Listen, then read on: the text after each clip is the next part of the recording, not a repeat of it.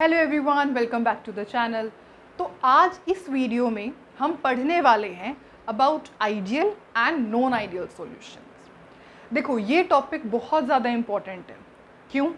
क्योंकि 2015 में, 2016 में, 2019 में इसके 2 क्वेश्चन आए थे और रिसेंटली 2020 में भी इस टॉपिक से रिलेटेड क्वेश्चन आया था। तो इस टॉपिक को करना बहुत ही ज़्यादा इम्पोर्टेंट हो जाता है। क्यों? क्योंकि देखो, सॉल्यूशंस वाले चैप्टर से जो आपके नीट या कॉम्पिटिटिव एग्जाम में जो वेटेज बनती है वो 2 या 3 क्वेश्चन इसके आते ही आते हैं। तो अब आप प्रीवियस ईयर क्वेश्चन इससे 4-5 साल में आए हुए हैं तो प्रोबेबली हो सकता है कि अगले साल और भी आए। तो इसका मतलब ये टॉपिक हमें बहुत ही अच्छी तरीके से समझना है, करना है और अच्छे से रिवाइज करना है, इसके नोट्स बनाने हैं। तो करते हैं start with the topic that is ideal and non ideal solutions. तो स्टार्ट करते हैं विद द टॉपिक जिसका नाम है ideal and non ideal solutions. ठीक है, ओके, करते हैं स्टार्ट। तो सबसे पहले हमें पता होना चाहिए इन दोनों ही वर्ड का मतलब, ideal and non ideal solutions क्या होते हैं। इस चीज़ को हम समझने वाले हैं with the help of the example. तो करते हैं स्टार्ट। देखो, यहाँ पे हम लेंगे आइडियल सॉल्यूशन और यहाँ पर हम लेंगे नॉन आइडियल सॉल्यूशन।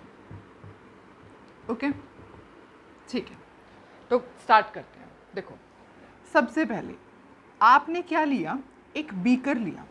ठीक है, उस बीकर के अंदर आपने डाल दिया लिक्विड ए, कोई भी लिक्विड ए आपने इस बीकर के अंदर डाल दिया। अब इस बीकर के अंदर आपने लिक्विड ए डाला है तो इसके अंदर जो मॉलिक्यूल्स होंगे वो कौन से होंगे? ए के ही होंगे। ये किसके मॉलिक्यूल्स हैं? ए के ही मॉलिक्यूल्स होंगे, है ना। चलो, इतना हमें समझ में आ गया। अब आपने एक और लिक्विड लिया दैट इज लिक्विड बी, इसको दूसरे बीकर में डाल दिया। अब इसके अंदर लिक्विड बी डाला है आपने तो किसके मॉलिक्यूल्स होंगे? बी के ही मॉलिक्यूल्स होंगे, सिर्फ और सिर्फ, है ना, सिर्फ और सिर्फ बी के ही मॉलिक्यूल्स होंगे। और आपने क्या किया, इन दोनों ही बीकर को मिक्स कर दिया और यहाँ पर क्या बन गया? आपके पास एक सॉल्यूशन बन गया। यहाँ पर एक सॉल्यूशन बन गया। ये सॉल्यूशन किस चीज़ का बना होगा? लिक्विड ए और लिक्विड बी का। जब आपने इन दोनों को मिक्स कर दिया तो यहाँ पे सॉल्यूशन बन गया। अब इस सॉल्यूशन के अंदर कौन से मॉलिक्यूल्स होंगे? ए के भी मॉलिक्यूल्स होंगे, बी के भी मॉलिक्यूल्स होंगे। इसमें कोई डाउट है? कोई डाउट नहीं होगा। सिमिलरली यही आपको रिपीट करना है। यहाँ पर आपने एक लिक्विड ए लिया, लिक्विड ए लिया, ठीक है, यहाँ पर सिर्फ और सिर्फ ए मॉलिक्यूल्स हैं। यहाँ पर आपने दूसरे बीकर में लिक्विड बी लिया, यहाँ पर सिर्फ और सिर्फ बी के मॉलिक्यूल्स हैं। आपने दोनों को ऐड किया, एक सॉल्यूशन बनाया और इस सॉल्यूशन के अंदर ए के भी मॉलिक्यूल्स हैं और बी के भी मॉलिक्यूल्स हैं। ठीक है, ओके।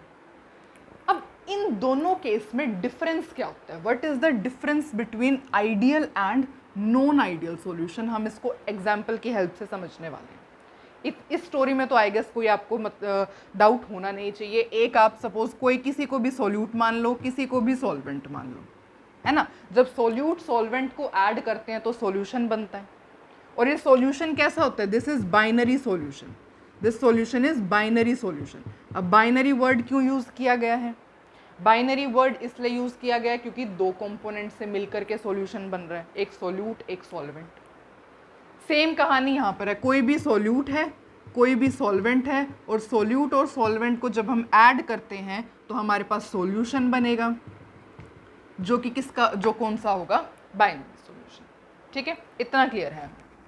तो ये तो हमें क्लियर हो गया। अब हमें कहाँ जाना है? डिफरेंस पे जाना है ना। चलो देखो, अब 2 केसेस हो सकते हैं और वो 2 केसेस क्या हो सकते हैं कि यहाँ पर देखो लिक्विड ए है इस बीकर के अंदर, तो यहाँ पर जो इंटरैक्शंस हो रही होगी वो सिर्फ ए के मॉलिक्यूल्स के बीच में हो रही होगी, है ना। तो यहाँ पर किसके इंटरैक्शंस हो रही है? ए और ए के मॉलिक्यूल्स के बीच की इंटरैक्शंस हो रही है, ये आपस में इंटरैक्ट कर रहे हैं। ठीक है, इस बीकर के अंदर किसकी इंटरेक्शन हो रही है? बी की इंटरेक्शन हो रही है, क्योंकि यहाँ पे सिर्फ और सिर्फ इस बीकर में किसके मोलिक्यूल्स हैं? बी के मोलिक्यूल्स हैं। यहाँ पर जो आपने सॉल्यूशन लिया, यहाँ पर किसकी इंटरेक्शन हो रही है? ए और बी के मोलिक्यूल्स की इंटरेक्शन हो रही है। सेम कहानी यहाँ पर चल रही है, यहाँ पर ए की इंटरेक्शंस है, यहाँ पर बी की इंटरेक्शंस है, और यहाँ पर ए बी की इंटरेक्शंस है। ठीक है, ओके, इतना इसमें कोई डाउट नहीं होगा। ठीक है, अब दो केसेस हो सकते हैं। जो इस बीकर के अंदर ए की इंटरेक्शंस हो रही है वो किसके इक्वल हो? बी की इंटरेक्शंस की। और यहां पर जो ये इंटरेक्शंस है वो किसके इक्वल हो? ए बी की इंटरेक्शंस की। ठीक है, दो केस हो सकते हैं ना यहां पर,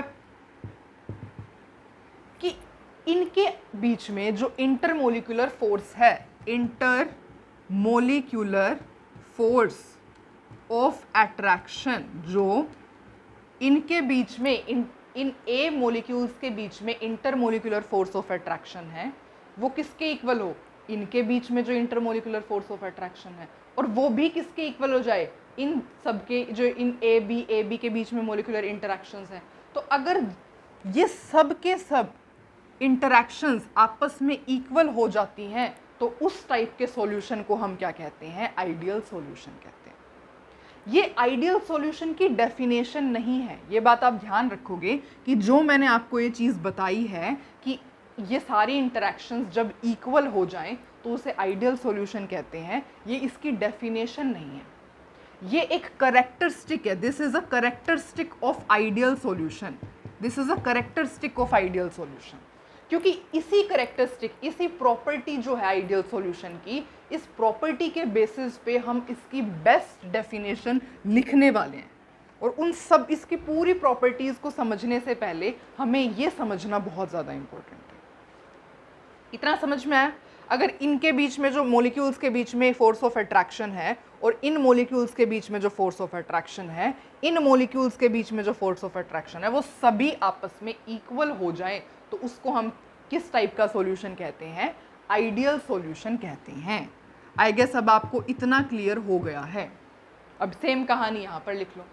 अगर जो आपकी इन केस इसके अंदर अगर आपकी ए के बीच में जो इंटरैक्शंस हैं, बी के बीच में जो इंटरैक्शंस हैं, ए बी के बीच में जो इंटरैक्शंस हैं वो इसके इक्वल ना हो तो उस टाइप के सॉल्यूशन को हम कहते हैं नॉन आइडियल सॉल्यूशन। ए की जो इंटरैक्शंस है, इसके बीच में जो इंटरमोलिकुलर फोर्स ऑफ अट्रैक्शन है, या फिर इसके बीच में जो molecular force of intermolecular force of attraction है, वो इनके मोलिकुलर फोर्स ऑफ अट्रैक्शन के इक्वल ना हो, इस टाइप के सॉल्यूशन को हम कहते हैं नॉन आइडियल सॉल्यूशन। ठीक है, ओके, वेल डन। अभी तक हमने एक प्रॉपर्टी समझी है which is the most important property, क्योंकि ये समझ में आ गई तो बाकी सब जो इसकी मेन डेफिनेशन है, इसकी अदर करेक्टरिस्टिक्स है आइडियल सॉल्यूशन की, नॉन आइडियल सॉल्यूशन की, वो हमें अच्छी तरीके से समझ में आ जाएंगी। Is it clear? ओके, अब हम आगे बढ़ते हैं। तो देखो, हमने एक प्रॉपर्टी इसकी समझी, सबसे पहले इंटरैक्शंस की बारी। अब हम स्टडी करते हैं नेक्स्ट प्रॉपर्टी के बारे में, that is delta we mix. Delta we mix का मतलब होता है, देखो, इनकी इंटरैक्शंस आपस में इक्वल है, इंटरैक्शंस फोर्स ऑफ अट्रैक्शन आपस में इक्वल है। मैंने कहा सपोज आपने लिक्विड ए कितना लिया हुआ था, लिक्विड ए सपोज आपने लिया हुआ था 10 ml, आपने लिक्विड बी कितना लिया हुआ था, सपोज 10 ml। यहाँ पर जो आपका सॉल्यूशन बना वो टोटल कितना बना, 20 ml। तो ये क्या है, जो सॉल्यूशन का delta we mix, delta we mix का मतलब है जो आपका फाइनल वॉल्यूम है माइनस में V1 प्लस में V2। डेल्टा वी मिक्स का मतलब ये जो आपकी फाइनल वॉल्यूम है, जो आपकी फाइनल वॉल्यूम है दैट इज 20 होगी ना यहाँ पे, माइनस में V1, पहले वाली वॉल्यूम कितनी थी, एक की वॉल्यूम कितनी है 10, V2 दूसरे की वॉल्यूम कितनी है 10, तो ये कितना आ गया 0। तो आइडियल सॉल्यूशन के लिए जो डेल्टा वी मिक्स होता है वो किसके इक्वल आना चाहिए, 0 के इक्वल आना चाहिए। इसका क्या मतलब है, इसका आप मतलब समझें, इसका मतलब इसी डेफिनेशन से आपको क्लियर हो जाता है। देखो, इनके बीच में जो स्पेस था, जितनी मॉलिक्यूल्स इसमें दूर दूर थे उतने ही मॉलिक्यूल्स उसमें दूर दूर हैं, उतने ही मॉलिक्यूल्स इसमें दूर दूर हैं, है ना। तो there will be no change in volume. No change in volume का मतलब क्या है, जो आइडियल सॉल्यूशन के लिए आपका डेल्टा वी मिक्स की वैल्यू होना चाहिए वो 0 होनी चाहिए। डेल्टा वी मिक्स, देखो डेल्टा का मतलब क्या होता है, डेल्टा का सीधा सा मतलब होता है फाइनल माइनस में इनिशियल, ये मतलब होता है डेल्टा का। अब delta we mix, delta we का मतलब क्या है, यहाँ पे आपको वॉल्यूम फाइनल वॉल्यूम लेनी है, माइनस में इनिशियल वॉल्यूम लेनी है। मिक्स का मतलब क्या है, मिक्सिंग की, मिक्सिंग के बाद मतलब इसको मिक्स करने के बाद आपने माइनस करना है, मतलब यहाँ पे जो फाइनल वॉल्यूम है माइनस में, तो ये डेल्टा वी मिक्स का फॉर्मूला यहाँ से बनता है। ठीक है, ओके, इतना समझ में आया। मतलब आपका जो आइडियल सॉल्यूशन के लिए, आइडियल सॉल्यूशन के लिए आपका डेल्टा वी मिक्स होना चाहिए, वो किसके इक्वल होना चाहिए, 0 के इक्वल होना चाहिए। This is one of the property. अब इसकी बात करें अगर हम, सेम केस अगर इसकी बात करें, तो इस केस के अंदर डेल्टा वी मिक्स 0 के इक्वल नहीं होता, it is not equals to 0। ऐसा क्यों, अगर आपने 10 ml लिया है, ये 10 ml लिया है, तो यहाँ पर जो फोर्स ऑफ अट्रैक्शन है, इनके जो इंटरमोलिकुलर फोर्स ऑफ अट्रैक्शन है वो इसके इक्वल नहीं है।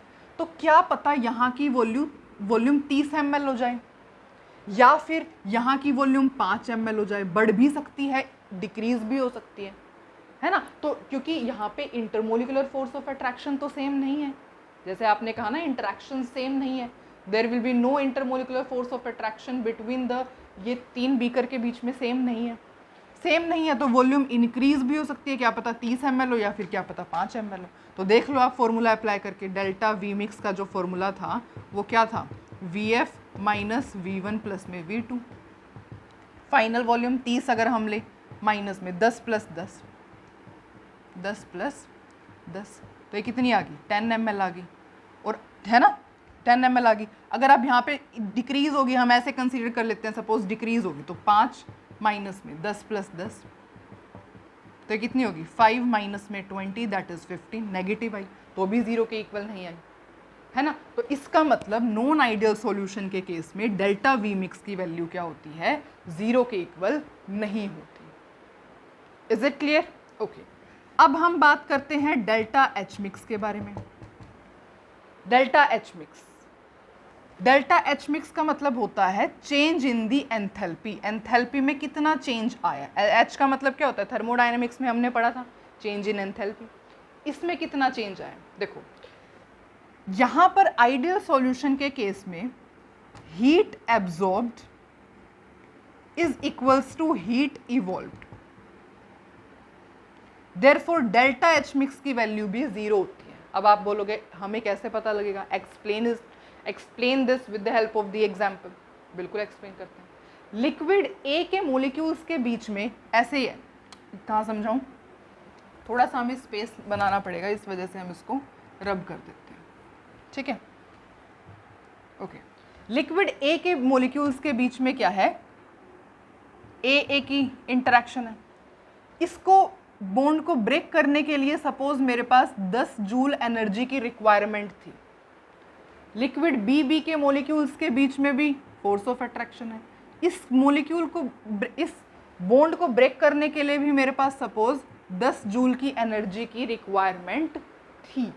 अब आप सोच रहे हो ब्रेक क्यों कर रहे हैं, अगर ये ब्रेक नहीं होंगे तो ए बी बनेगा कैसे, है ना। यहाँ पर ए बी की इंटरेक्शन हो रही है, जब तक ये ब्रेक नहीं होंगे तब तक ये आपस में वो कैसे कर पाएंगे, बॉन्ड कैसे बना पाएंगे, तो इनको ब्रेक होना तो ज़रूरी है। तो इसको बॉन्ड को ब्रेक करने के लिए 10 जूल की एनर्जी की रिक्वायरमेंट थी, इसको बॉन्ड को ब्रेक करने के लिए 10 जूल की एनर्जी की एनर्जी की रिक्वायरमेंट थी, ठीक है। अब जब भी बॉन्ड को ब्रेक करने के लिए एनर्जी देनी पड़ती है, लेकिन जब भी बॉन्ड बनता है तो एनर्जी इवॉल्व होती है। तो यहाँ पे सपोज 20 जूल एनर्जी इवॉल्व हुई, तो अब सब्ट्रैक्ट कर लो, टोटल माइनस में जो फाइनल है माइनस में इन दोनों का सम, दैट इज 20 माइनस में 10 प्लस में 10, दैट इज इक्वल्स टू 0। इसका मतलब जितनी एनर्जी आप इसको बॉन्ड को ब्रेक करने में दे रहे हो, दोनों को जितनी एनर्जी आप दे रहे हो बॉन्ड को ब्रेक करने के लिए, उतनी ही एनर्जी रिलीज हो रही है। तो there will be heat absorbed is equals to heat evolve, तो देयरफॉर डेल्टा एच मिक्सिंग की वैल्यू यहाँ पर 0 होती है। इतना समझ में आया? ठीक है, तो अब हम इन वैल्यूज़ को रब कर देते हैं। क्यों? क्योंकि ये तो सिर्फ और सिर्फ समझाने के लिए थे, और ये भी हम रब कर देते हैं। अब अगर नॉन आइडियल की बात करें, नॉन आइडियल सॉल्यूशन की बात करेंगे अगर हम यहाँ पर, तो क्या होगा? Delta H mix again is not equals to 0। ये यहाँ पर 0 के इक्वल नहीं होता। ऐसा क्यों? देखो, आपको पता ही है रीज़न, मैंने आपको यही कहा था, यही रीज़न है। इसके अंदर क्या है? इंटरैक्शंस आपस में इक्वल नहीं है। क्या पता ऐसा हो सकता है, देखो 2 केसेस हो सकते हैं कि ए बी का बॉन्ड स्ट्रॉन्ग हो जाए एज कंपेयर टू ए, या फिर बी बी के केस से, है ना, स्ट्रॉन्ग हो जाए। या फिर ऐसा भी हो सकता है कि ए और बी बी का जो बॉन्ड है वो स्ट्रॉन्ग हो जाए इनकी इंटरैक्शन से। इक्वल तो नहीं है। जब इक्वल नहीं है, यहाँ पर तो heat absorbed is equals to heat evolve थी। अब अगर ये ज़्यादा स्ट्रॉन्ग हो गया, ये ज़्यादा स्ट्रॉन्ग हो गया, तो ज़्यादा अमाउंट ऑफ एनर्जी की रिक्वायरमेंट होगी। ये स्ट्रॉन्ग होंगे तो ज़्यादा एनर्जी की रिक्वायरमेंट यहाँ होगी। तो ये ज़्यादा, ये कम। जब कोई चीज़ कम ज़्यादा हो जाती है तो वो 0 के इक्वल तो हो ही नहीं सकती। तो इस वजह से 2 केसेस बन सकते हैं, या तो ये स्ट्रॉन्ग हो जाए, ये वीक हो जाए, या ये वीक हो जाए, ये स्ट्रॉन्ग हो जाए, है ना। तो यहाँ पे कुछ भी कह लो, change in enthalpy of the mixture will not be equal to 0। 0 के इक्वल होगी ही नहीं, क्योंकि कोई भी चीज़ यहाँ पर इक्वल है नहीं। तो इस वजह से नॉन आइडियल सॉल्यूशन के केस में जो आपका enthalpy change of the mixture की वैल्यू होती है वो 0 के इक्वल नहीं होती। इतना क्लियर हुआ आपको? तो अभी तक आपने 3 मेन इंपॉर्टेंट प्रॉपर्टीज़ के बारे में डिस्कशन किया है, इंटरैक्शन के बारे में, डेल्टा वी मिक्स के बारे में, डेल्टा एच मिक्स के बारे में, तीनों के तीनों। ठीक है, ओके, बोर्ड पे दिख तो रहे ना? Okay, next. अब हम बात करते हैं नेक्स्ट। तो जो आइडियल सॉल्यूशन होता है, अब ये इसकी मेन डेफिनेशन मैं लिख रही हूँ, जो कि लिखनी चाहिए मुझे यहाँ पर, जो कि मुझे लिखनी चाहिए यहाँ पर, आइडियल सॉल्यूशन की। आइडियल सॉल्यूशन का मतलब होता है ओबे, वो solution which obeys roles law eight all concentration and all temperature। सब टेम्परेचर पे, सब कंसंट्रेशन पे जो सॉल्यूशन रोल्स लॉ को ओबे करता है उसको हम आइडियल सॉल्यूशन कहते हैं। ये इसकी एक परफेक्ट डेफिनेशन। और नॉन आइडियल सॉल्यूशन की, नॉन आइडियल सॉल्यूशन का क्या मतलब हो गया? नॉन आइडियल सॉल्यूशन का मतलब हो गया does not obey Rolle's law at all concentration of temperature and pressure। ठीक है, तो नॉन आइडियल सॉल्यूशन ओबे नहीं करता रोल्स लॉ को, आइडियल सॉल्यूशन ओबे करता है रोल्स लॉ को। अगर आपको सबसे पहले किसी को एक्सप्लेन करना हो ideal and non ideal solution, तो with the help of this definition हम एक्सप्लेन करते हैं। ठीक है, अब इसको समझते हैं। Ideal solution obey Raoult's law और non ideal solution does not obey Raoult's law, इसका क्या मतलब है? देखो, सीधी सी बहुत लैंग्वेज में हम समझेंगे। तो ideal solution obey Raoult's law at all concentration and all temperature का मतलब है, रोल्स लॉ का मतलब क्या होता है? रोल्स लॉ मीन्स जो आपका पार्शियल प्रेशर है वो किसके इक्वल है? Product of the P naught A into में x A, that is pure state में vapour pressure multiplied by the mole fraction of this component. ठीक है, ये ए का हो गया। सिमिलरली बी के केस में भी जो आपका पार्शियल वेपर प्रेशर होगा बी का, that will be equal to the product of P naught B into में mole fraction of B. Vapour pressure of B in the pure state multiplied by mole fraction of the B. लेकिन यहाँ पर ऐसा नहीं होता। यहाँ पर P A is not equals to P naught A into में mole fraction of A, and P B is not equals to P naught B into में मोल फ्रैक्शन ऑफ बी। ऐसा क्यों है? ऐसा इसलिए होता है क्योंकि यहाँ पर जो आपका ऑब्जर्व्ड वेपर प्रेशर है ना, ऑब्जर्व्ड वेपर प्रेशर है, वो किसके इक्वल आता है? कैलकुलेटेड वेपर प्रेशर के। ऑब्जर्व्ड वेपर प्रेशर दिख तो रहा है ना? हाँ जी, अभी तो दिख रहा है। Observed vapour pressure is equals to the calculated vapour pressure. Observe कैसे करोगे? With the help of instrument. किसी ने कहा आप सपोज किसी की हेल्प से इंस्ट्रूमेंट जो है आपने वेपर प्रेशर मेजर किया, वो आपका कैलकुलेटेड के इक्वल आ जाए। इसका क्या मतलब है? इसका मतलब ये है, यहाँ पे बताती हूँ, दैट इज़ जो आपका P है वो किसके इक्वल आ जाए? P0A प्लस में P0B इंटू में XB, इसके इक्वल आ जाए। जो आपने ऑब्जर्व किया with the help of instrument और जो आपने कैलकुलेट किया नोटबुक के अंदर, वो दोनों अगर इक्वल आ जाए तो आपका आइडियल सॉल्यूशन कहलाता है। और यहाँ पे अगेन इक्वल नहीं होता है। ठीक है, आप यहाँ पे लिख सकते हो कि इस केस में observed vapour pressure is not equals to calculated vapour pressure. इतना समझ में आया आपको? अगर आप ये सब चीज़ें समझ चुके हो तो यस माय डियर, आप जो है अपने सभी, हमने जो है अब जितने भी मेन डिफरेंसेस थे वो सब समझ लिए हैं। आई होप आपको अब तक अच्छे से सब कुछ समझ में आया है। देखो, आपको मेन चीज़ें बहुत अच्छे से ध्यान रखनी है।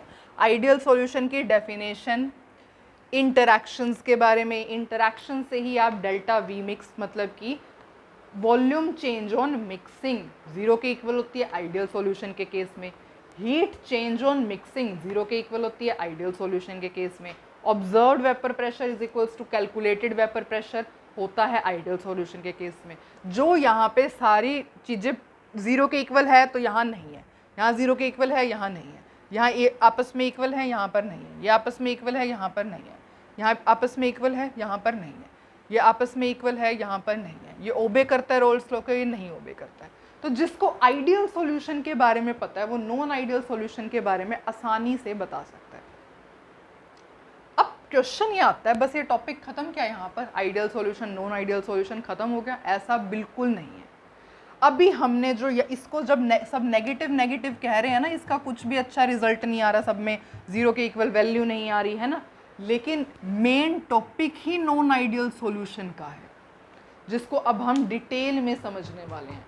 That is non ideal solution showing positive deviation and non ideal solution showing negative deviation. जैसे ये इंटरैक्शंस है ना, इन इंटरैक्शंस के बेसिस पे मैंने आपको कहा था कि ये लाइन बहुत इंपॉर्टेंट है, तो इसके बेसिस में ही इसको 2 कैटेगरीज में डिवाइड कर दिया जाता है। उन कैटेगरी को अब हम समझने वाले हैं। पहले आई गेस आपको इतना सब कुछ अच्छे से क्लियर है, तो इसको रब करते हैं और आगे चलते हैं। वैसे अगर मैं आपको एक बात बताऊं तो आइडियल सॉल्यूशन जैसे नाम की, मतलब आइडियल सॉल्यूशन रेयरली ही एग्जिस्ट करता है। ये क्या है? ये आपने क्या बोला कि आइडियल सॉल्यूशन रेयर ही एग्जिस्ट करता है? तो यस, जो आइडियल सॉल्यूशन होता है, हम जितने भी आइडियल सॉल्यूशन के बारे में पढ़ते हैं ना, मैं आपको एग्जांपल अभी बताने वाली हूँ, तो जो आइडियल सॉल्यूशंस हम पढ़ते हैं वो नियरली हम ऐसे कंसीडर करते हैं कि नियरली आइडियल होंगे। परफेक्ट आइडियल सॉल्यूशन बहुत रेयर आपको मिलता है। तो एक आइडियल सॉल्यूशन का ग्राफ है, एक उसको और समझते हैं हम। कितना गंदा बॉक्स बनाया और मैंने कितना गंदा लिखा है, ऐसे तो पढ़ने का ही हमारा मन नहीं करेगा। अब हम अच्छे से इसको थोड़ा सा लिखते हैं, आइडियल सॉल्यूशंस। ठीक है, ओके। तो देखो यहाँ पर हम इसका ग्राफ बना लेते हैं। सपोज यहाँ पर मैं ले रही हूँ, इसको सबसे पहले ठीक से बनाइए। हाँ, यहाँ पर सपोज मैंने लिया है प्योर बी और यहाँ पर सपोज मैंने लिया है प्योर ए। ऐसा कोई यहाँ पे रूल नहीं है, आप यहाँ पे प्योर ए प्योर बी ले सकते हो, एज यू विश, जैसे भी लो। यहाँ पर प्योर बी है। प्योर बी का मतलब क्या है? जो मोल फ्रैक्शन ऑफ बी होगा वो 1 होगा। यहाँ मोल फ्रैक्शन ऑफ ए 0 होगा, क्योंकि यहाँ पर आपने ए तो है ही नहीं, प्योर बी है तो ए तो है ही नहीं। फिर आपने क्या किया? ए ऐड करते गए, ऐड करते गए, ऐड करते गए, ऐड करते गए, यहाँ पर प्योर ए मिल गया। प्योर ए का मतलब क्या है? इसका मोल फ्रैक्शन 1 है और यहाँ पर प्योर बी तो है ही नहीं। एक्स एक्सिस पे आप क्या डिनोट कर रहे हो? मोल फ्रैक्शन डिनोट कर रहे हो, आपको पता ही है जैसे कि। और यहाँ पर आप क्या डिनोट करोगे? पार्शियल प्रेशर डिनोट करोगे। तो यहाँ पर सपोज मैंने क्या किया, ये क्या है? पी नोट बी है और ये क्या है? सपोज पी नोट ए है। ठीक है, तो यहाँ पर after joining this we will get a straight line जो कि क्या रिप्रेजेंट कर रही होगी, पी ए। यहाँ पे थोड़ा सा बड़ा लिख देती हूँ, दैट इज पी ए। और जब आप इसको ज्वाइन करोगे तो आपको क्या मिलेगा, that is partial pressure of P B. ठीक है, ये क्या है, पी नॉट बी का मतलब है vapour pressure in the pure state, vapour pressure in the pure state. ये क्या है, पार्शियल वेपर प्रेशर। और इसको जो है यहाँ अगर आप ये ज्वाइन कर देते हो तो यहाँ पर आपको मिलेगा P total, that is P A plus में पी बी। पी ए किसके इक्वल होता है, P A is equals to P naught A into में mole fraction of A, P B is equals to P naught B into में mole fraction of. Clear? अगर आपको ideal solution के examples के बारे में पता करना हो, these are some of the examples. Generally ideal solutions जो होते हैं, आप एग्जाम्पल को कैसे देख सकते हो कि नॉन पोलर सॉल्यूट हो नॉन पोलर सॉल्वेंट में, या पोलर सॉल्यूट हो पोलर सॉल्वेंट में। तो ये कुछ एग्जाम्पल है, benzene, toluene, CCl4, SiCl4, hexane, heptane, n butyl chloride, n butyl bromide, bromobenzene, chlorobenzene, bromoethane, chloroethane. इस तरीके से आप कर सकते हो। और अगर मैं आपको एक ट्रिक दूं, ट्रिक ये हो सकती है, अगर आप बिल्कुल कंफ्यूज हो जाओ ना पेपर में, इन केस आइडियल सॉल्यूशन के केस में आपका कोई क्वेश्चन आ जाता है, तो आपको ट्रिक क्या यूज़ करनी है कि सिमिलर साउंड करने वाले वर्ड्स, सिमिलर साउंड करने वाले वर्ड्स आइडियल सॉल्यूशन बनाएंगे। ब्रोमोबेंजीन, क्लोरोबेंजीन, बेंजीन, टोलुइन, ठीक है, hexane, heptane, butyl chloride, butyl bromide, इस तरीके से। ठीक है, कार्बन टेट्राक्लोराइड, सिलिकॉन टेट्राक्लोराइड। ठीक है, तो सिमिलर साउंड करने वाले वर्ड्स आइडियल सॉल्यूशन बनाते हैं। ये ट्रिक आप तब यूज़ करोगे जब आप बिल्कुल कंफ्यूज हो जाओ आइडियल और नॉन आइडियल के केस में, अगर आपका ऐसा कोई थ्योरी पोर्शन से रिलेटेड क्वेश्चन आ रहा है तो। इतना क्लियर है आइडियल सॉल्यूशन के बारे में? बिल्कुल क्लियर है। एग्जाम्पल समझ लिए, फिगर समझ ली, करेक्टरिस्टिक समझ लिया आइडियल सॉल्यूशन की, सब कुछ हमने समझ लिया। नॉन आइडियल सॉल्यूशन का भी समझ लिया, पर वीडियो टॉपिक अब तक एंड नहीं हुई है। हमने नॉन आइडियल सॉल्यूशन के बारे में ही पढ़ना है आगे। तो करते हैं start with non ideal solution. Okay, पहले इनको दो कैटेगरी में डिवाइड करने से पहले ना मैं आपको एक बात बताती हूँ, हम इसको दो कैटेगरी में डिवाइड क्यों कर रहे हैं, ये हमें समझना बहुत बहुत ज़्यादा इम्पॉर्टेंट है। ठीक है, देखो मैंने आपको एक चीज़ लिखवाई है। अब आपने नोट्स बनाए हैं ना, पहले जल्दी से मेरे को ये बनाओ, आपने नोट्स बनाए हैं या नहीं? नोट्स बनाना बहुत ज़्यादा इम्पॉर्टेंट है। अगर आप वीडियो लेक्चर देख रहे हो आपको यहाँ समझ में आ जाएगा, लेकिन अगर आपको दोबारा रिवीजन करनी होगी तो आप अपने यहाँ से वीडियो आप देख सकते हो फॉर दी हेल्प, कि अगर आपको कोई क्वेश्चन में हेल्प चाहिए, कुछ समझ नहीं आ रहा, आप दोबारा वीडियो, लेकिन आपकी नोटबुक में जो भी यहाँ पर चल रहा है, जो भी हम टॉपिक कर रहे हैं, उसके नोट्स होने चाहिए। इन केस इमरजेंसी में आपको कभी भी ज़रूरत पड़ जाए, और रिवीजन के लिए तो मोस्ट इम्पॉर्टेंटली तो आपको नोट्स बनाना है बहुत अच्छे से। ठीक है, आज मैं अपने इस डस्टर को धोने वाली हूँ, क्योंकि जैसे मैं रब कर रही हूँ, ये देखो आपको दिख रहे हैं या नहीं, ब्लैक ब्लैक से यहाँ पे निशान से दिख रहे हैं, तो अच्छा नहीं लग रहा, तो आज हमें इसको वॉश करना पड़ेगा। तो चलो नॉन आइडियल सॉल्यूशन के बारे में स्टडी करते हैं।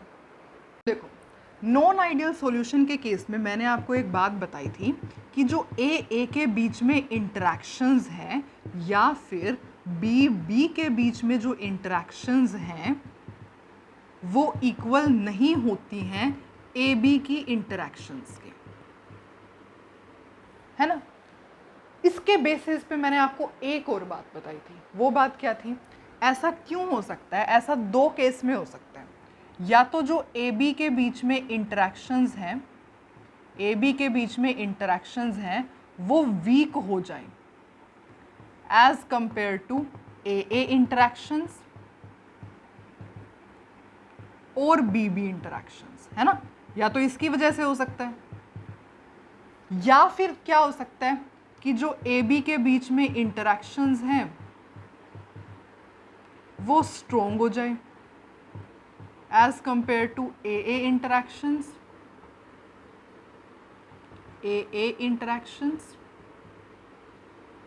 और BB इंटरेक्शंस। ठीक है, बहुत अच्छी, ये हमें समझ में आ गया। आपने दो कैटेगरी बना ली, यही है दो कैटेगरी। ये क्या है? Non ideal solution. एक्चुअली देखो यहाँ मैं लिख रही हूँ नॉन आइडियल सॉल्यूशन, आपको कैमरे में दिख नहीं रहा होगा पर इट्स फाइन, ये नॉन आइडियल सॉल्यूशन है। ये है non ideal solution showing positive deviation, showing positive deviation, and non-ideal solutions showing negative deviation। हाँ जी, तो ये दो कैटेगरीज हमारे पास बन जाती है। अब मैं देखती हूँ, एक मिनट रुको, कैमरे में दिख रहा है या नहीं। यस, ठीक है। तो नॉन आइडियल सॉल्यूशंस की इसी बेसिस पे कि अगर ये वीक हैं तो नॉन आइडियल सॉल्यूशन ऐसे सॉल्यूशन जो कि पॉजिटिव डेविएशन शो करते हैं। पॉजिटिव डेविएशन किससे शो करते हैं? From roles law, roles law, है ना, that is showing positive deviation from roles law या फिर showing negative deviation from roles law. इस बेसिस पे हम इनको दो कैटेगरीज में डिवाइड करते हैं, ठीक है, ओके। अब हम इसको अच्छे से समझेंगे। Non ideal solution showing positive deviation from roles law and non ideal solution showing negative deviation from roles law. ऐसा क्यों हुआ? अब रीज़न तो आपको समझ में आ गया, ए भी वीक हो गया, ए स्ट्रॉन्ग हो गया तो पॉजिटिव होगा, ये नेगेटिव होगा, पर वाई इट हैपन्स इसके बारे में अब हम समझते हैं। देखो वही सेम कहानी हमने समझनी है। यहाँ हम कह रहे हैं कि जो ए के बीच में इंटरेक्शंस हैं या फिर जो दूसरा बीकर था बी के बीच में जो इंटरेक्शंस थी वो स्ट्रॉन्ग है। अब ये स्ट्रॉन्ग है, स्ट्रॉन्ग है का मतलब क्या है? ये स्ट्रॉन्ग है, ये भी स्ट्रॉन्ग है। स्ट्रॉन्ग का मतलब क्या है? इसके जो बॉन्ड को ब्रेक करने के लिए एनर्जी की ज़रूरत होगी वो ज़्यादा होगी। इस बॉन्ड को ब्रेक करने के लिए जो एनर्जी की ज़रूरत होगी वो ज़्यादा होगी, है ना। और यहाँ पर जो ए बी बॉन्ड बनेगा वो क्या हो जाएगा? वीक हो जाएगा, है ना। तो यहाँ पर जो हीट रिलीज होगी वो थोड़ी होगी as compare to heat absorbed on breaking A bond और बी बॉन्ड। इतना समझ में आया आपको कि देखो यहाँ पर हम कह रहे हैं ए की इंटरेक्शन स्ट्रॉन्ग है, बी की इंटरेक्शन स्ट्रॉन्ग है, तो इनको ब्रेक करने के लिए ज़्यादा अमाउंट ऑफ एनर्जी की ज़रूरत है, तो हीट एब्जॉर्ब्ड ऑन ब्रेकिंग ये ज़्यादा है। यहाँ पर ये वीक इंटरेक्शन है, वीक का मतलब क्या है? यहाँ पर हीट रिलीज कम होगी, तो यहाँ पर heat absorbed is greater then heat evolve, तो इस वजह से यहाँ पर जो डेल्टा एच मिक्स की वैल्यू होती है वो ग्रेटर देन 0 होती है। समझ में आई बात? हीट इज मतलब यहाँ पर ज़्यादा हीट देनी पड़ती है to break the bond, heat release कम होती है। इतना समझ में आया? ये एंडोथर्मिक प्रोसेस है, हीट एब्जॉर्ब ज़्यादा, हीट देनी ज़्यादा पड़ेगी इनको तोड़ने के लिए, हीट रिलीज कम होगी। क्लियर? कितना समझ में आया आपको? Delta H mix greater than 0 क्यों हुआ? ठीक है, इसके केस में हमें रीज़न पता लग गया और एक पॉइंट पता लग गया कि यहाँ पर डेल्टा एच मिक्स किसके ग्रेटर होता है? 0 के ग्रेटर होता है। यहाँ बात करोगे तो देखो ए बी की इंटरेक्शन स्ट्रॉन्ग है, ए बी की इंटरेक्शन स्ट्रॉन्ग है। स्ट्रॉन्ग का मतलब क्या है? यहाँ पर स्ट्रॉन्ग का क्या मतलब है? यहाँ पर जो हीट रिलीज होगी वो ज़्यादा होगी as compare to heat absorbed on breaking A या फिर बी बॉन्ड्स। देखो यहाँ पर ए बी की इंटरेक्शन स्ट्रॉन्ग है, कहने का क्या मतलब है कि ए और बी से हमें क्या मिल रहा है? ए बी मिल रहा है। और ये यूँ कह रहे हैं कि ए बी की इंटरेक्शन स्ट्रॉन्ग है, मतलब ये बहुत ज़्यादा स्ट्रॉन्ग है। स्ट्रॉन्ग का मतलब क्या है? बहुत अमाउंट ऑफ हीट रिलीज होगी। और ये क्या है? ये तो वीक है ना। ए इंटरेक्शंस और बी इंटरेक्शंस ये क्या है? दोनों की दोनों वीक है। वीक का मतलब क्या है? थोड़ा सा ही दोगे तो बॉन्ड ब्रेक हो जाएगा, तो ये हीट एब्जॉर्ब क्या होगी? कम हो गई।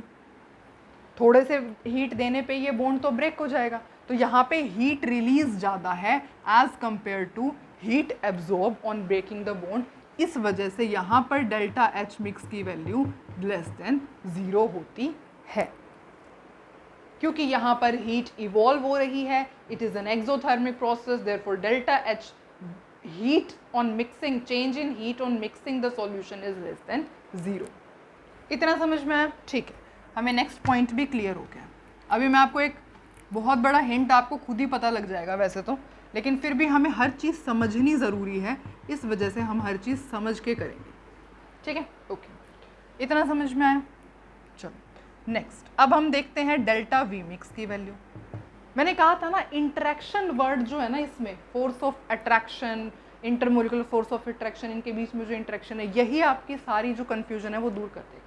अब मैंने ये लाइन लिखी हुई है, इस लाइन के बेसिस पे हम आगे करते जा रहे हैं।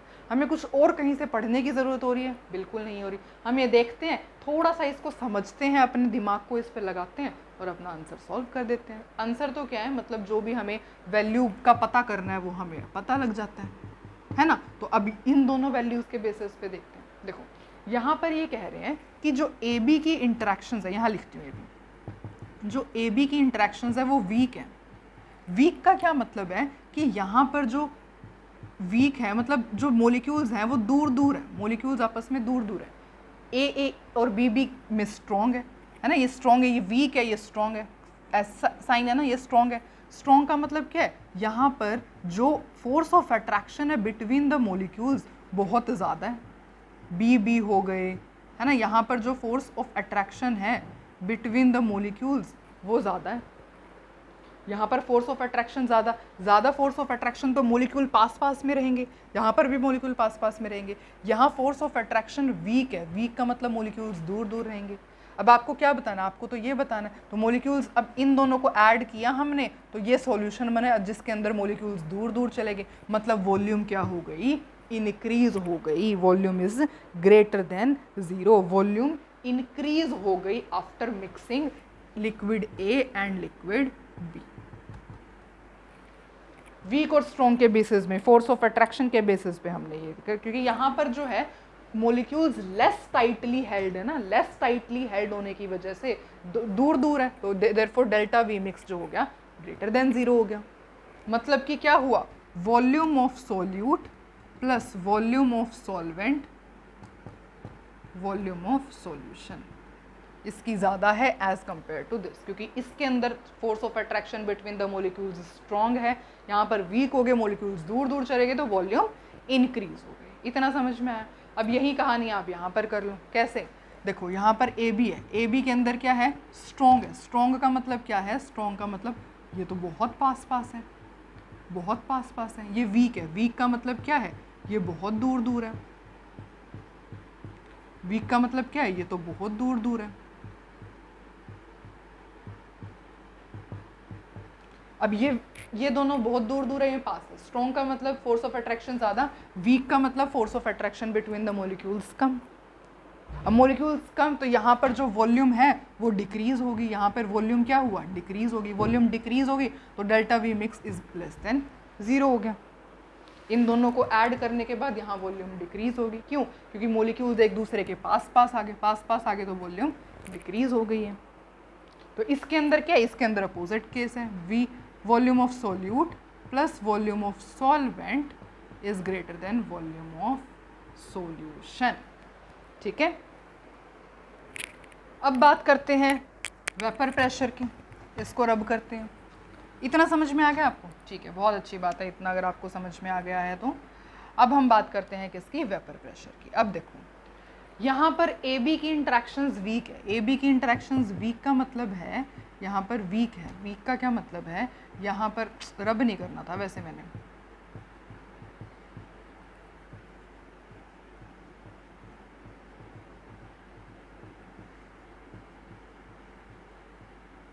B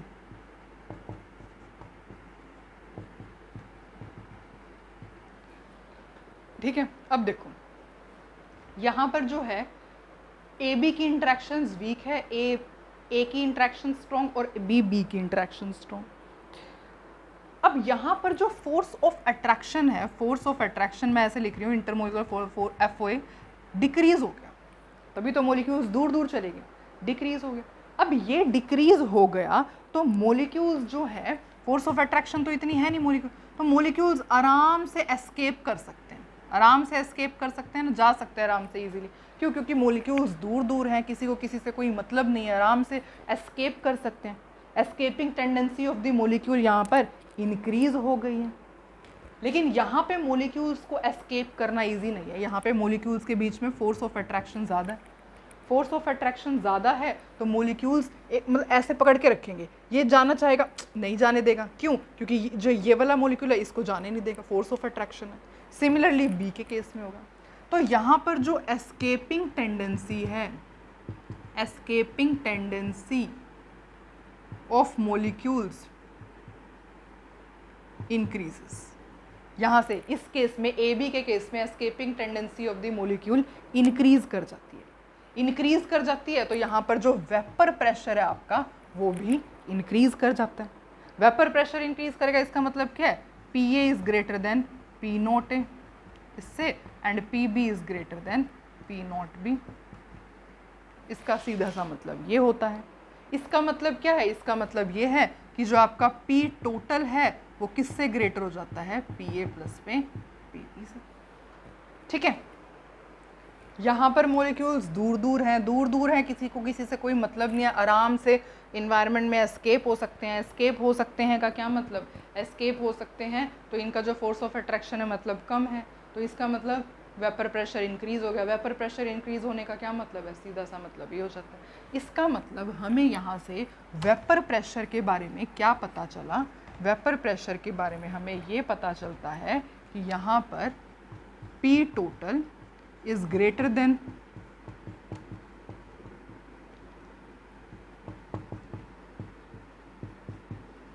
and PA is greater than and PB is greater than। बस इससे हमें ये पता चलता है। मैंने आपको हर एक चीज़ समझाई है with the help of explanation, और आई गेस आपको हर एक चीज़ अच्छे से समझ में आई भी है। सिमिलरली इसका अगर आप बात करोगे तो आपका खुद आंसर आपको पता लग गया होगा, लेकिन फिर भी एक्सप्लेन कर देते हैं। यहाँ पर AB है जिसकी इंटरेक्शन स्ट्रॉन्ग है, तो यहाँ पर AB मैं ऐसे दिखा रही हूँ। ठीक है, यहाँ पर A होगा, यहाँ पर B होगा, यहाँ पर मोलिक्यूल्स हैं दूर दूर।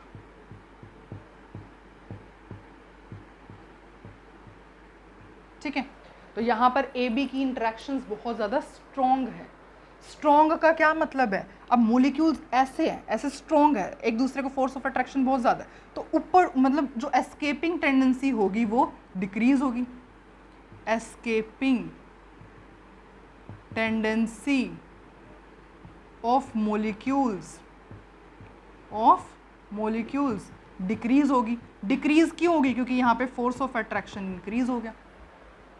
मोलिक्यूल्स इतनी इजीली नहीं इन्वायरमेंट में जा पाएंगे एज कंपेयर टू ये तो वीक फोर्स ऑफ अट्रैक्शन है, वीक तो कोई कहीं भी जाए, लेकिन यहाँ पे फोर्स ऑफ अट्रैक्शन ज़्यादा हो गया तो मोलिक्यूल्स इतनी इजीली एस्केप नहीं कर पाएंगे। फोर्स ऑफ अट्रैक्शन ज़्यादा हो गया तो वेपर प्रेशर कम हो गया। वेपर प्रेशर कम होने का जाहिर सा मतलब क्या है कि P total is less then P0 A and PA is less than P0 A and PB is less than। इसका सीधा सा मतलब ये हो जाता है। तो इसका मतलब जो नॉन आइडियल सॉल्यूशंस हैं, अगर हम नॉन आइडियल सॉल्यूशंस की बात करेंगे तो नॉन आइडियल सॉल्यूशंस दो टाइप की डेविएशन शो करते हैं, और वो डेविएशन क्या क्या है आपने समझ लिया। शोइंग पॉजिटिव डेविएशन, हर चीज़ पॉजिटिव होगी। Delta H mix, heat change on mixing positive. Delta V mix, heat volume change on mixing positive. P total positive, PA PB सब पॉजिटिव। नेगेटिव है तो सब नेगेटिव हो जाएगा। पॉजिटिव, शोइंग पॉजिटिव डेविएशन, यहाँ पे जो सोल्यूट की इंटरेक्शन है, सॉल्वेंट की इंटरेक्शन है, वो स्ट्रॉन्ग है, ये स्ट्रॉन्ग है as compare to the AB interaction. यहाँ पर AB की इंटरेक्शन स्ट्रॉन्ग है as compare to the BB या फिर AA की इंट्रैक्शंस, क्योंकि 2 ही केसेस बन सकते थे और इन 2 केसेस के बेसिस पे 2 केस के बेस पे हमने पॉजिटिव डेविएशन और नेगेटिव डेविएशन की चीज़ों को अच्छी तरीके से समझा। आई होप आपको बहुत ज़्यादा अच्छे तरीके से ये सब कुछ क्लियर है। अगर आपको बहुत अच्छे से क्लियर है तो अभी स्टिल ये टॉपिक कंप्लीट नहीं हुआ है। क्यों? क्योंकि अभी हमें इसके एग्जाम्पल से समझना है, विच इज़ वो भी बहुत ज़्यादा इम्पॉर्टेंट है। तो अब हम इन चीज़ों को समझते हैं with the help of the example. तो जैसे कि ये जो एग्जाम्पल्स आपके सामने लिखे हुए हैं इनको समझते हैं, ठीक है, और इसके बहुत से एग्जाम्पल्स हो सकते हैं, तो पहले इनको समझते हैं, उसके बाद हम हर एक चीज़ को अच्छे से समझ पाएंगे। ठीक है, 1 मिनट रुक जाओ, बस मैं हाईलाइट कर देती हूँ। चलो, जैसे कि हमने क्या लिया, हमने सॉल्यूशन लिया C2H5OH का and CH3COCH3 date is acetone. ये क्या है? इथेनॉल। हमने इथेनॉल का और एसीटोन का सॉल्यूशन लिया, तो क्या हुआ? देखो, इथेनॉल है, ये है मॉलिक्यूल ऑफ द इथेनॉल। इनके बीच में क्या होती है? हाइड्रोजन बॉन्डिंग होती है। हाइड्रोजन बॉन्ड को हमें पता है ऐसे डॉटेड लाइन से रिप्रेजेंट करते हैं, O और H के बीच में, मोर इलेक्ट्रोनेगेटिव एलिमेंट और हाइड्रोजन के बीच में हाइड्रोजन बॉन्ड होते हैं। अब ये था इथेनॉल का। जैसे इन शॉर्ट अगर मैं आपको समझाऊं, कहाँ समझाऊं, स्पेस भी तो नहीं है, यहाँ समझाने की कोशिश करती हूँ। इसमें था आपका इथेनॉल। इथेनॉल के अंदर क्या है? इसके अंदर है आपकी हाइड्रोजन बॉन्ड। उसके बाद आपने क्या किया? दूसरे बीकर में आपने क्या डाला हुआ है? एसीटोन डाला हुआ है। आपने दोनों को मिक्स कर दिया। मिक्स करने के बाद हुआ क्या? मिक्स करने के बाद ये हुआ, जैसे ही आप एसीटोन को इथेनॉल में डालोगे तो जो मॉलिक्यूल्स है एसीटोन के, वो इसके बीच में एडजस्ट होने का ट्राई करेंगे, है ना। जैसे ही आपने एसीटोन को इथेनॉल के अंदर डाला तो मॉलिक्यूल्स जो होंगे इसके बीच में एडजस्ट होने का ट्राई करेंगे। देयरफॉर कुछ ना कुछ हाइड्रोजन बॉन्ड ब्रेक होंगे। हाइड्रोजन बॉन्ड को ब्रेक होना पड़ेगा। हाइड्रोजन बॉन्ड को ब्रेक होना पड़ेगा तो जो आपका, जैसे ये यहाँ पे इस बीकर में था सपोज इथेनॉल और इस बीकर में था एसीटोन और आपने ये सॉल्यूशन दिया, तो यहाँ पर जो आपका सॉल्यूशन बनेगा, अब यहाँ पे इथेनॉल, ये तो हाइड्रोजन बॉन्ड था, ये तो ठीक था। जैसे ही एसीटोन आपने इसमें ऐड किया तो आपके पास ये सॉल्यूशन बना। इसके अंदर जो मोलिकुलर इंटरेक्शंस हो जाएंगी वो वीक हो जाएंगी। क्यों? क्योंकि एसीटोन ऐड करते ही हाइड्रोजन बॉन्ड ब्रेक होने लगेंगे और अट्रैक्टिव फोर्सेस जो होंगे इनके ब्रेक हो जाएंगे, तो वीक हो जाएंगे। वीक क्या होगा? AB की जो इंटरेक्शंस है वो वीक हो जाएगी, और AB की इंटरेक्शंस वीक होती है तो वो कैसा होता है? ऐसा सॉल्यूशन शोइंग पॉजिटिव डेविएशन। समझ में आई बात? ठीक है, तो ये आपको ध्यान रखना है कि 2 लिक्विड अगर आप मिक्स कर रहे हो और उनके बीच का जो फोर्स ऑफ अट्रैक्शन है वो वीक हो रहा है, AB जो आपका 2 चीज़ों को मिक्स करने के बाद जो आपका बन रहा है उसमें फोर्स ऑफ अट्रैक्शन वीक हो रहा है, तो दैट इज ऐसा सॉल्यूशन शोइंग पॉजिटिव डेविएशन। इतना समझ में आया? हाथ से ही रब कर देती हूँ, ठीक है। Okay, well done. ओके, ठीक है। अब हम बात करते हैं इसकी। जैसे वाटर में आपने H2SO4 डाल दिया, अब वाटर के अंदर आपने H2SO4 डाला है तो ये क्या होगा? इसके बीच में इंटरमोलिकुलर हाइड्रोजन बॉन्डिंग बन जाएगी। तो जैसे ही आपने वाटर और H2SO4 को मिक्स किया तो इंटरमोलिकुलर दो मोलिक्यूल्स के बीच में हाइड्रोजन बॉन्डिंग बन गई। हाइड्रोजन बॉन्ड आपको पता है बहुत ज़्यादा स्ट्रॉन्ग बॉन्ड होता है, तो आपने क्या, मतलब कि 2 चीज़ों को आपने मिक्स किया तो आपके पास एक ऐसा सॉल्यूशन आया जिसमें स्ट्रॉन्ग बॉन्ड बन रहा है, AB की इंटरेक्शन स्ट्रॉन्ग हो रही है। इसका मतलब वो किसका एग्जाम्पल है? Non ideal solution showing negative deviation. जैसे कि CHCl3 और एसीटोन में देख लो, जैसे ही आपने CHCl3 है, इसके अंदर कोई हाइड्रोजन बॉन्डिंग नहीं है। Me का मतलब CH3 मिथाइल, CH3COCH3 है, इसमें भी कोई हाइड्रोजन बॉन्डिंग नहीं है। लेकिन जैसे ही आपने इन दोनों को मिक्स किया तो इसके बीच में क्या बन गया? हाइड्रोजन बॉन्ड बन गया, स्ट्रॉन्ग बन गया। दोनों को मिक्स करने के बाद आपके पास एक ऐसा सॉल्यूशन आया जिसके अंदर स्ट्रॉन्ग बॉन्ड बन गया। स्ट्रॉन्ग, AB की इंटरेक्शन स्ट्रॉन्ग होगी। AB की इंटरेक्शन स्ट्रॉन्ग होगी का मतलब वो किसका एग्जाम्पल है? Non ideal solution showing negative deviation. ऐसे बहुत से एग्जाम्पल हो सकते हैं, ये तो हमने सिर्फ एक एक दो ही डिस्कस किए हैं। जैसे मैं आपको बोर्ड पे लिख के बता देती हूँ, कितने सारे एग्जाम्पल हो सकते हैं।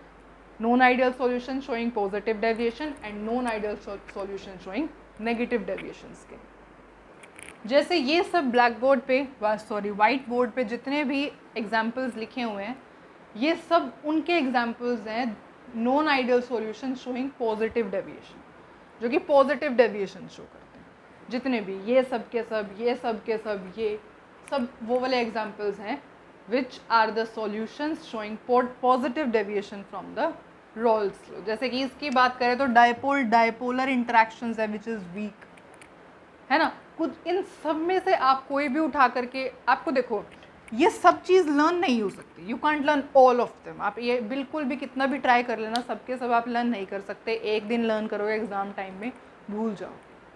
तो आपको सिर्फ और सिर्फ आप क्या कर सकते हो, आप कोई भी उठाओ, उसमें देखो कि ए बी इंटरेक्शंस वीक हो रही है या स्ट्रॉन्ग हो रही है, उसके बेसिस पे आप क्लासीफाई करो कि ये पॉजिटिव डेविएशन वाला एग्जाम्पल है या नेगेटिव डेविएशन वाला एग्जाम्पल। तो इसको लर्न करने का बिल्कुल ट्राई मत करना, ठीक है। आप क्या कर सकते हो, इसमें से एक एग्जाम्पल चूज़ करो, उसमें देखो कि ये पॉजिटिव डेविएशन का है भी या नहीं, ठीक है। इसी तरीके से नेगेटिव डेविएशंस के भी बहुत सारे एग्जाम्पल्स आपको मिल जाएंगे, और ये सब एग्जाम्पल किसके हैं, non ideal solution showing negative deviations के। अगेन इनका कोई लर्न करने का कुछ मेथड या फिर कुछ ऐसे है नहीं, ठीक है। तो आप सिर्फ चेक कर सकते हो ऑन द बेसिस ऑफ कि जो ए बी बन रहा है, बस आपको ये चेक करना है ए बी बन रहा है वो वीक है या फिर वो स्ट्रॉन्ग है। उसके बेसिस पे आप नेगेटिव और पॉजिटिव डेविएशन वाले एग्जाम्पल्स को आइडेंटिफाई कर सकते हो, ठीक है। लर्न नहीं होंगे, इसको लर्न करने की कोशिश बिल्कुल मत करना। तो अब जो है हमने एग्जाम्पल्स देख लिए, दोनों की डेफिनेशन देख ली, पॉजिटिव डेविएशन क्या होता है, क्यों होता है, सब उनकी कैरेक्टरिस्टिक प्रॉपर्टी सब कुछ समझ चुके हैं हम। लेकिन एक चीज़ हमने अभी तक नहीं समझी है, इनके डायग्राम, जो कि बहुत ज़्यादा इम्पॉर्टेंट है। तो अब हम उसके डायग्राम और समझ लेते हैं। That is non ideal solution showing positive deviation and non-ideal solution showing negative deviation, ठीक है। ओके, तो आइडियल सॉल्यूशन है, आइडियल सॉल्यूशन का हमने डायग्राम बनाया था, अभी हमने समझा था, है ना। यहाँ पे हमने क्या लिया, सपोज प्योर बी ले लिया, प्योर ए ले सकते हो आप, कोई ऐसा अगेन रूल नहीं है। प्योर बी लिया है, mole fraction of B, mole fraction of A 0, mole fraction of A 1, mole fraction of B 0, ठीक है। यहाँ पे सपोज हमने ले लिया है पी नॉट बी, यहाँ पे हमने ले लिया सपोज पी नॉट ए। तो जो ओरिजिनल आइडियल सॉल्यूशन था वो कुछ ऐसा होना चाहिए था। अगेन यहाँ पर आइडियल सॉल्यूशन का हम ग्राफ बनाते हैं। अब आप सोचेंगे कि आइडियल का क्यों बना रहे हैं हम, टॉपिक तो नॉन आइडियल का चल रहा है। अभी 2 मिनट रुको, आपकी इस कंफ्यूजन को हम दूर करेंगे, बस हम मेरे को 2 मिनट दो आप।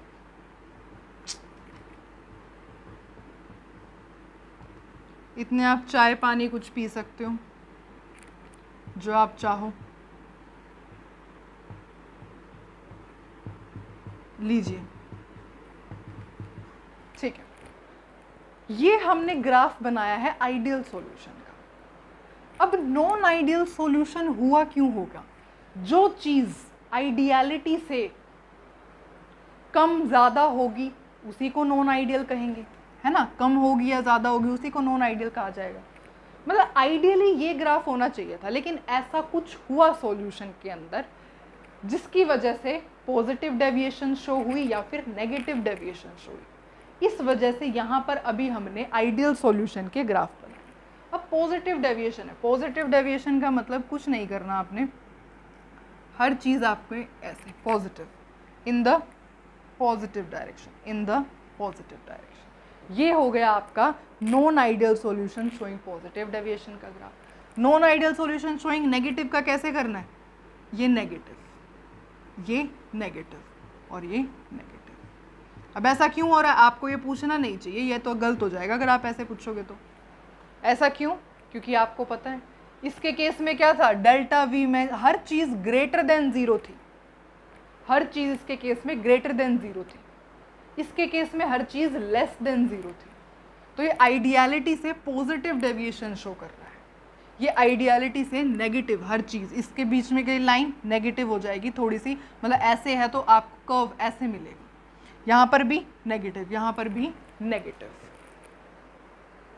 है ना। जो यहाँ पे ये था ये क्या है, पी टोटल, पी टोटल किसके ग्रेटर था, P note A X A plus में P note B X B. ये क्या था, what is this, this was P note B, sorry P note B कह रही हूँ,